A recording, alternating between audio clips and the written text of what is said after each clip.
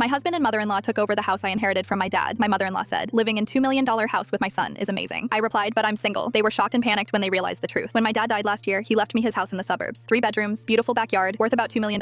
I was 28 and had been dating Brandon for 6 months when it happened. Brandon seemed perfect. He helped me plan the funeral. He drove me to the lawyer's office. He held my hand while I signed all the inheritance paperwork. We should move in together, he said the day after the funeral. You shouldn't be alone in that big house. I was grieving and exhausted. I said yes without thinking about it. 2 weeks later, Brandon moved in. Then his mom Linda showed up with suitcases. Just for a few weeks, Brandon promised. She's having work done on her condo. Linda took over my dad's bedroom that same day. She moved all his stuff to the garage without asking me. She hung up her own curtains and brought her own furniture. This room has such good natural light, she said, like it was her house. The few weeks turned into 2 months, then 3 months. Linda started redecorating the living room. She threw away my dad's old recliner because it didn't match her taste. We need to modernize this place, she kept saying. Your father had such outdated style. She bought new dishes and donated all of my dad's plates to Goodwill. She replaced his photos on the walls with paintings she liked better. She even changed the locks and gave herself a key. Brandon never said anything. He just let his mom do whatever she wanted. I tried talking to him about it. This was my dad's house. I'm not ready to change everything. My mom's just trying to help, he'd say. You should be grateful. Grateful? In my own house? Then Linda started inviting her friends over for book club. She'd use my kitchen, my dishes, my wine. She never asked permission. She acted like she owned the place. One night, I overheard her talking to Brandon in the kitchen. Living in a $2 million house with my son is amazing, she said, laughing. I could never afford something like this on my own. Brandon laughed too. Yeah, we really lucked out. That's when it hit me. They weren't planning to leave, ever. They thought this was their house now just because Brandon was my boyfriend. The next morning, Linda was making breakfast when her sister called. I could hear her on speakerphone. The house is gorgeous, Linda bragged. 3 bedrooms, updated kitchen, huge yard, and it's all ours. All ours. Not mine. Ours. I walked into the kitchen and sat down at the table. Linda smiled at me like everything was normal. Good morning, sweetie. I made eggs. Linda, I need to talk to you about something, I said calmly. Sure, honey. What is it? I looked at Brandon, who was scrolling through his phone. I've been thinking about our living situation. Brandon finally looked up. What about it? Well, Linda mentioned she loves living in this $2 million house with her son. Linda beamed. Oh, I was just telling my sister how wonderful it is here. That's interesting, I said, because I'm actually single. The room went completely silent. Linda's fork froze halfway to her mouth. What? Brandon said. I'm single, I repeated. We never got married. You're my boyfriend. Or actually, you were my boyfriend until about 30 seconds ago. Linda's face went white. But we live here. No, I live here. You've been guests in my house. Uninvited guests who threw away my father's belongings and took over every room. Brandon started getting defensive. You can't just kick us out. We've been living here for 4 months. Actually, I can. This is my house. My name is on the deed. You're not on the lease. You're not paying rent. You're not even paying utilities. Linda stood up so fast her chair fell over. Brandon, do something. I am doing something, I said. I called a lawyer yesterday. You have 30 days to move out. If you're not gone by then, I'm filing for eviction. You can't be serious, Brandon said. I thought we were building a life together. A life together doesn't mean your mom gets to move in and redecorate my dead father's house without permission. Linda was panicking now. Where am I supposed to go? My condo renovation isn't finished. That's not my problem. You've had 4 months to figure it out. Brandon tried a different approach. Babe, let's talk about this. We can work something out. There's nothing to work out. I want my house back. I want my dad's stuff back. I want you both gone. Linda started crying. This is so unfair. We thought this was our home. It was never your home. It was my inheritance. And you treated it like your personal renovation project. Over the next 2 weeks, Linda tried everything. She cried, she yelled, she threatened to sue me. Her lawyer told her she had no case. Brandon tried to apologize. He said his mom pressured him. He said he'd make it right, but it was too late. On day 29, they finally moved out. Linda took all her new furniture. Brandon took his clothes and his Xbox. I changed the locks that same day. Then I went to the garage and found all my dad's stuff. His recliner, his photos, his dishes. I spent the whole weekend putting everything back exactly how it was. My house finally felt like home again.